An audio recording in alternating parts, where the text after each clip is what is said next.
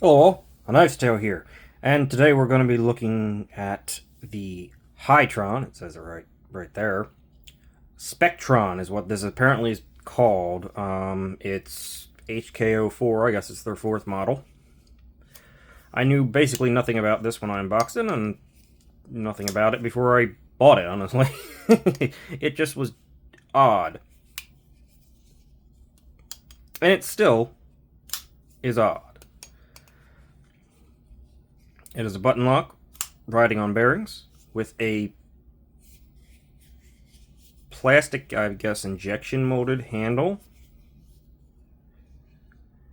And the real attraction here is the steel, which is M390, supposedly.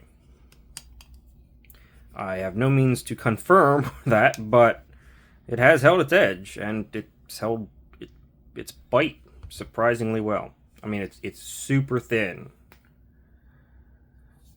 so I'm sure that has that helps. But yeah, it's still a weird one.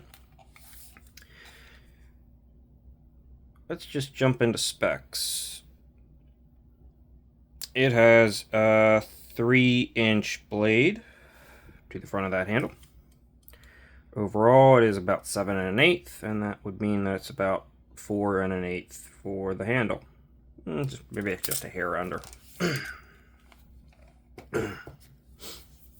Comparisons.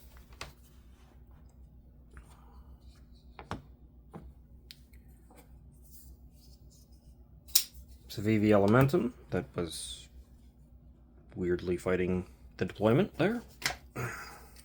And the Civivi Conspirator for the full-size knife comparison. Yeah, this thing is really close to the Elementum. It is a tiny, tiny bit longer. And it's a tiny hair in the handle and a tiny hair in the blade. That's what you're looking at. It's a small knife. Honestly, it's smaller than I thought it was going to be when I first looked at it. I sort of just impulse wanted to check this thing out because it was weird. Let's get rid of that. Weight. For those who are interested.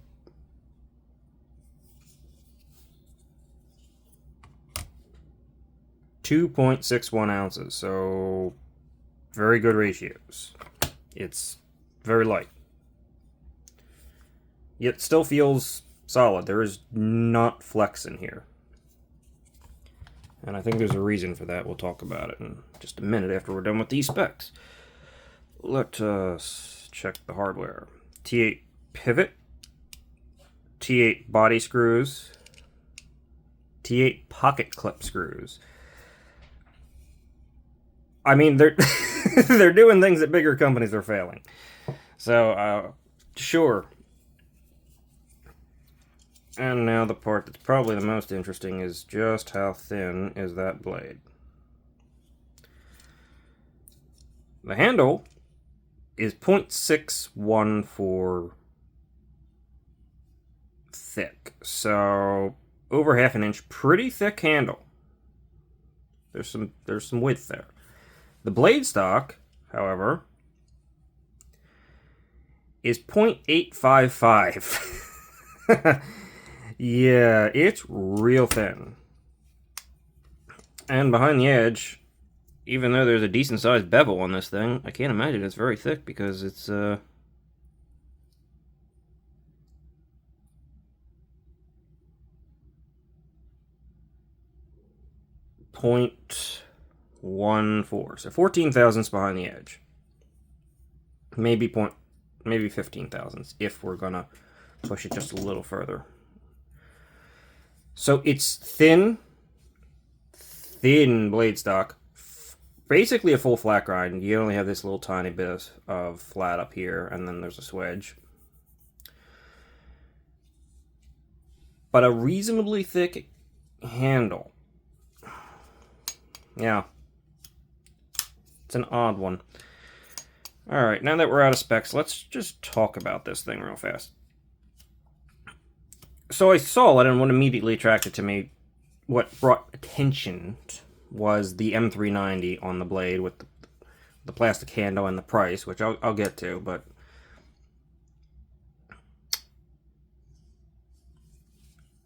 the odd look of it, the fact that I hadn't heard of Hightron.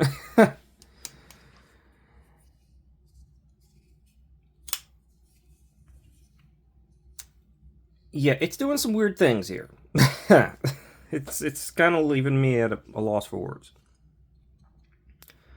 Let's start from the back end real fast as we look over the thing.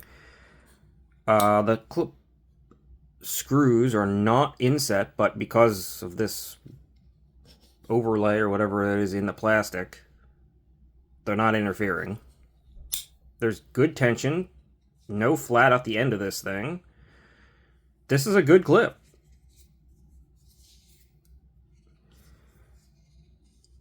You, of course, have this plastic. There's a few options, but it's all in plastic. And the plastic itself is alright. It's not finished perfectly. There's a little bit of edge that's a little screwy there. That may have been from me putting it in and out of my pocket. Everywhere else is pretty much finished well, and even though that is there, it's not uncomfortable. I don't feel it. Ergos wise, I can actually get a full 4-finger grip on it, and I can choke up a little bit to get even more, and still feel relatively comfortable. I'm not near the edge. Yeah, ergos are surprisingly good, especially considering you have a thin handle back here with this clip in it, and I think that's due to some of the thickness. You can feel the clip. It's a deep carry clip, so you're gonna probably feel it, but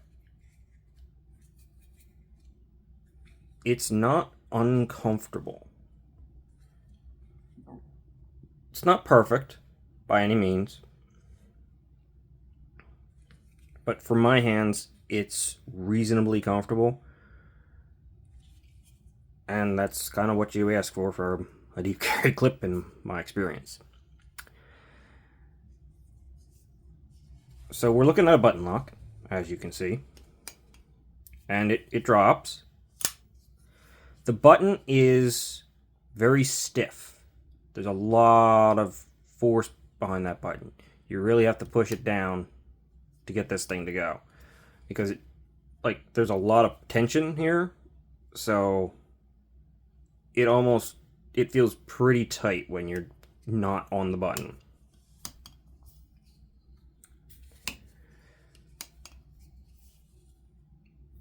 It's kind of a different feeling button than most other button locks, and you'll see me slipping off of it because I'll talk about that, but I'm saying I'm going to talk about things and then putting them off to later, so yeah. It's a very different feeling button than most button locks. It's very stiff, it's got a lot of tension, there's just no way you're accidentally disengaging this thing. In fact, even though I have slightly depressed it with my finger on it as hard as I can, yeah, you really have to mean it. So no problems with the disengagement. The blade itself is surprisingly useful, like just really good, useful shape. You've got a little bit of belly, you've got mostly a flat-ish edge, good tip access,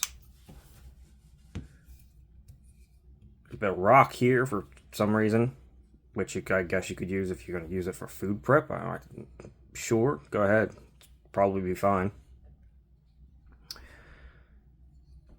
And even a place to really kind of rest on up front with this, it's not really a harpoon, but it's a swedge, so whatever it is.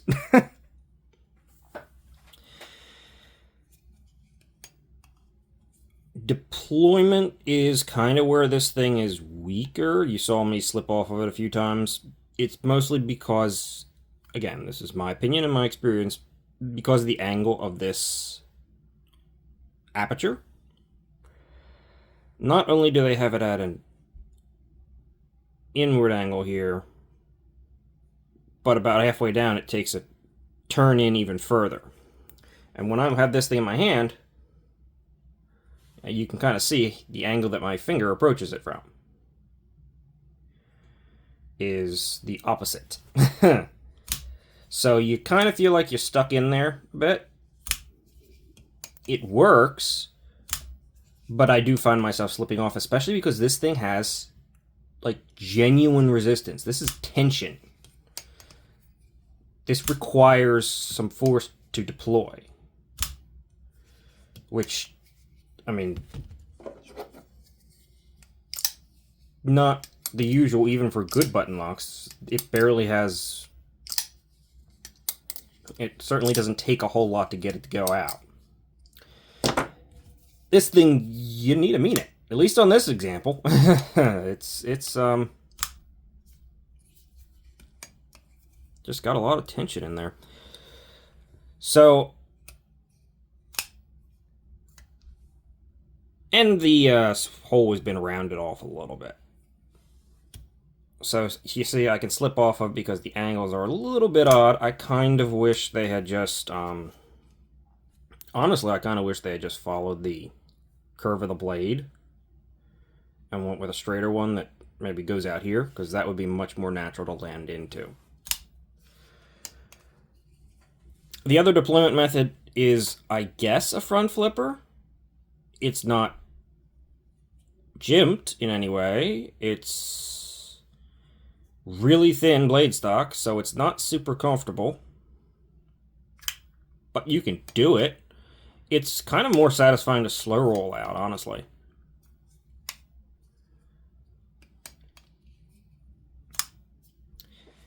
The deployment methods work, but they're not great.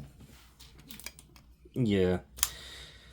We've got the Hightron logo, I assume, the M390 and the HK. Otherwise, we have a pretty sterile blade, which actually looks good.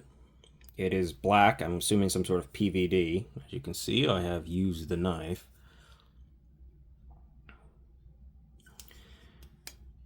And that's held up fine, too, honestly. Along with that edge, and like I said, there is actual bite in there. I don't know if you can see, but yeah, I just caught myself a little bit there. Just a tiny bit, but there's still bite in this thing. So the sharpening, and I can't speak to the heat treat. No means to test that again, but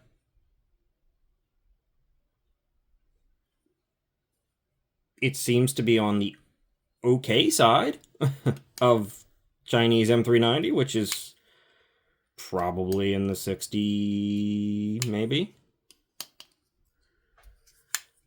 61. I haven't tested extensively enough, and I couldn't tell you honestly, but it's held.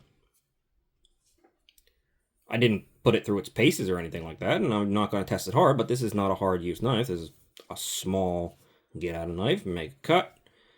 It goes through cardboard pretty darn well, being this thin.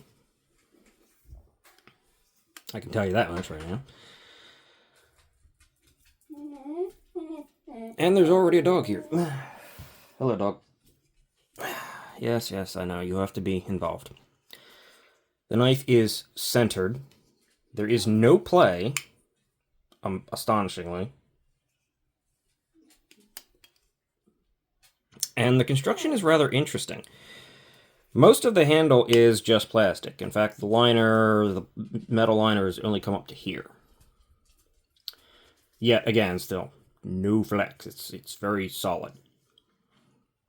But what they did up here is quite interesting. They have, of course, the button being a stop in the open and close position. But unlike most button locks, where the button sort of lodges itself partially onto the tang, this one, as you can see, is cut completely out. So the button literally just sits over top of the tang. And reasonably so. This thing feels like a rock. But they've also went, again, a step further by putting additional garage stops that work off of this, that run along this steel channel that you can see in the blade, that contact here in the open position and contact here in the closed position, along with the button. It kind of makes... I mean, the stops don't touch the channel, but they definitely touch the open and closed position. It kind of adds, I imagine, to the solidity of the whole thing. Which, again, very good. Surprisingly good. And it makes a much more... I don't know, somehow it adds some character to it. It's... This is just personal opinion again, but...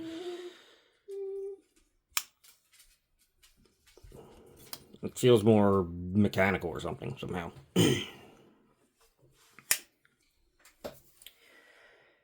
So, I have been extremely surprised and impressed with this knife.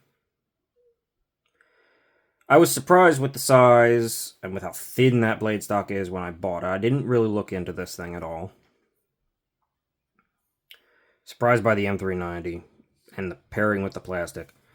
Surprised with the feel of the button being so stiff and everything, and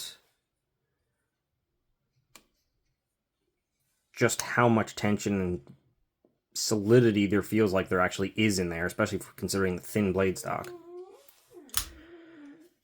The deployments was a little bit disappointing. I think the angles just need to be changed a little bit. Maybe just open that hole up more in a straight kind of, maybe a curve outwards. That's maybe opinion, though it does cause me a little bit of access issues, so there's some objectivity there. But this thing is held up and performed way better than I was expecting for a $79 knife. Yes, I mean $79.90 knife. This thing is an $80 knife in M390 with some more complexity than your average button lock. Certainly more complexity than your average budget button lock.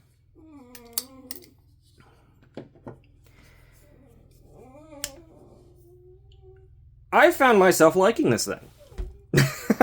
Quite a bit, actually. If you want to spend all your money on the steel of the knife, I mean, $70, $80 for M390. I recently spoke of Tucson, and that's about your only other way to get in this.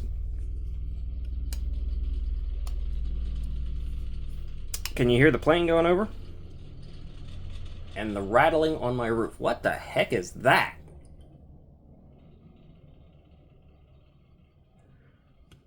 I don't know if you heard that, but that was odd. I'm gonna have to go check that. God dang it. But while, unlike Tucson, I can't say with a high degree of certainty that this is actually M390, I can tell you that whatever it is has held up to the use and has retained a bite despite use. Which means at the very least it's decent steel here. I wanted to sharpen it, but it honestly just hasn't gone dull. I've went through several boxes, quite a bit of tape, and just general use, open things and stuff like that. But I've broken down several boxes, I should say, and it's still pretty darn good. So, overall, this is actually, I think, a much better knife than I was expecting. And a much better value. I like it. My review's pretty positive here. If you want thin, slicey M390 at almost budget price, this weirdly enough does it. The aesthetic is not going to be for everyone, but I don't know. It's grown on me. I still don't like them saying Hightron there, but yeah, no, I kind of just ignore it.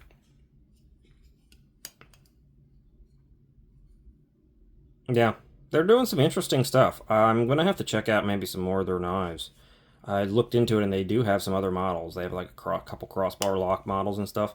If they're executed even halfway as decently as this, and they're budget knives, or they're in the same realm, yeah, they might be onto something here. So that's it for me. This is good. Like and subscribe. Leave your thoughts down below in the comments. Have you heard of this brand? Because I hadn't. That's all. Thanks for watching. See you later.